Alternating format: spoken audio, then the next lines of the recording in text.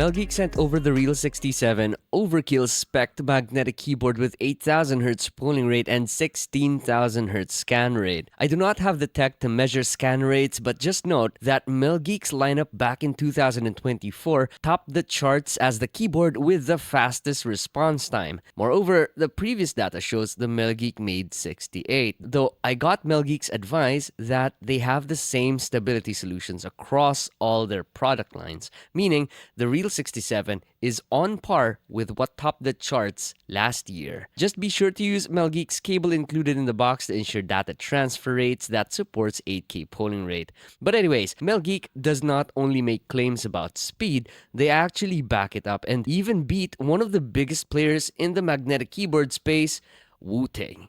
In this video, we will also be featuring Melgeek's new cloth pad, so stay tuned as I am very pumped to show you guys what's up with this mousepad and keyboard. But before we dive deeper, hi, I am Daniel with the Biboyharanero team. We've been reviewing audio gear, mice, keyboards since 2019, so consider subscribing as it helps out the team produce more of these videos for you guys. The switches my unit came with are the Sacred Heart TTC King of Magnetic with 35-gram switches. One of the lightest switches I've ever tried, and they're so smooth to game on. The light springs make it non-fatiguing even after hours of typing or gaming sessions.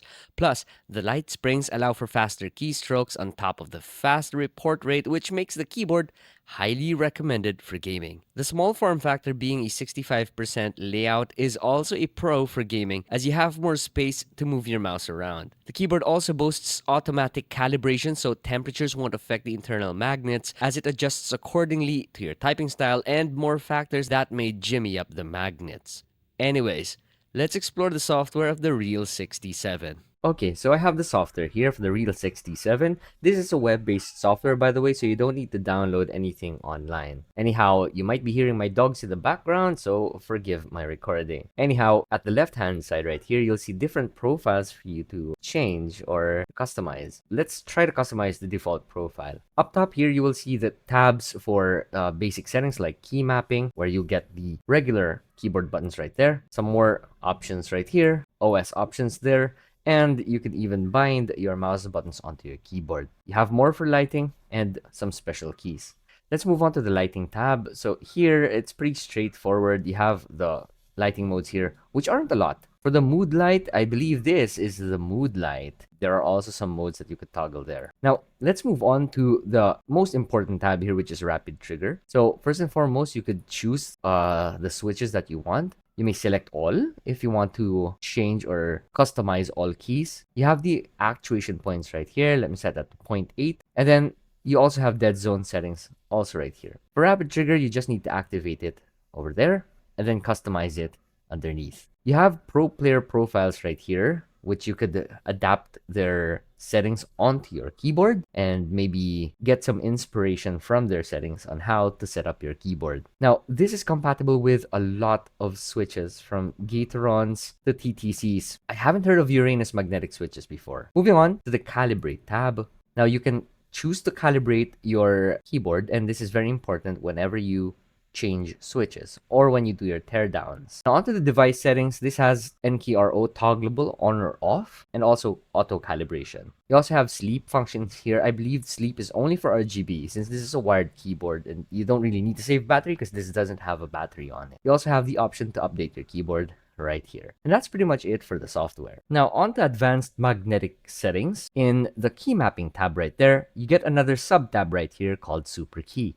And here's where you will find dynamic keystroke, macros, SOCD, and DRT. I haven't heard of this one. I think this is mod tap, but I might be wrong.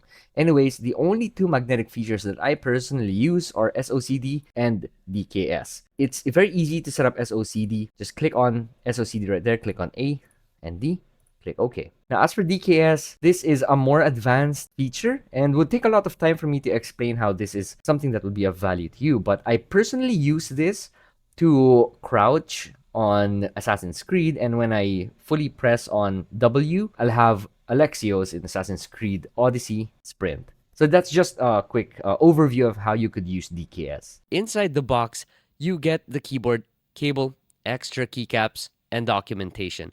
Pretty straightforward, yet I wish the dust cover was included, or maybe some type of Melgeek branded cloth cover would be nice. The cable feels really good on hand with a paracord coat and thick build. Though the cable is thick, it's not too hard and just needs a little stretching to straighten it out. The keycaps you get in the box are Mac compatible keycaps, and I really love that they added in a dedicated print screen keycap as well. Now onto the keyboard. This packs on some weight to it even with a small form factor, and this is due to the internals being fully dampened with 2 silicone dampers within and a total of 5 dampers for 0 internal hollowness. The sides of the keyboard has side panels screwed onto it, and that is replaceable by the way, and Melgeek has some replaceable panels on their website. Underneath the keyboard, you do not get kick-up feet, which was a bummer, but the keyboard is already angled a bit, which I found was comfortable to type on. Kick-up feet would have been great for angle adjustments though. You get rubber anti-slip padding, so this doesn't move around your desk. The USB-C input is panned to the left side of the keyboard, which is the perfect position for a cleaner, more spacious area above your keyboard. Overall, the build quality is really good. You really do feel the price that you're paying for this. And by the way, this is being offered only at around $100, so you get competitive esports level speeds and specs matched with a premium build. Melgeek sent over their mousepad for us to test as well. And I am a glass pad user, so going back to my roots was honestly a challenge.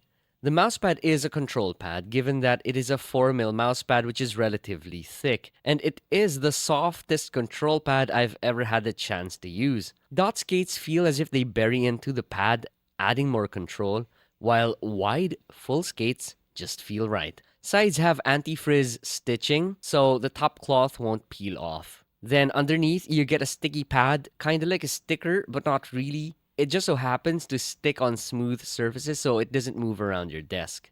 Links on where to get your Real67 and Melgeek mousepad are in the description below. Now, back to the keyboard. Keycaps are frosted PC keys in cherry profile. I loved the cherries they put here as it is what my hands are used to typing on.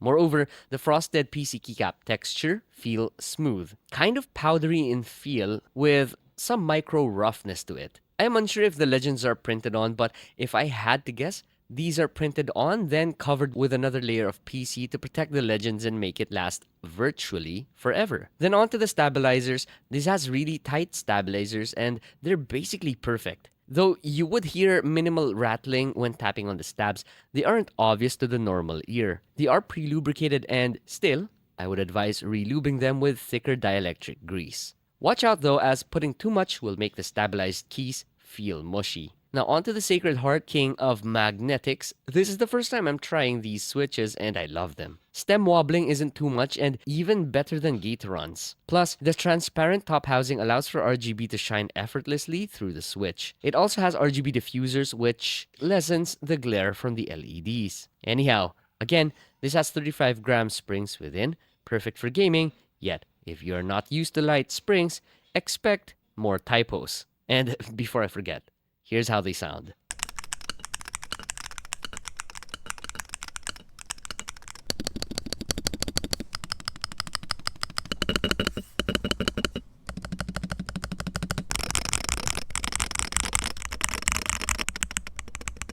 This is offered in 4 colorways with a dark-themed silicone gray, light-themed sodium white, silvery calcium gray, and the fun-themed colorway we have here, which is in purple. Side panels have some texture to it that seem kind of gamery, having Tetris block-like engravings.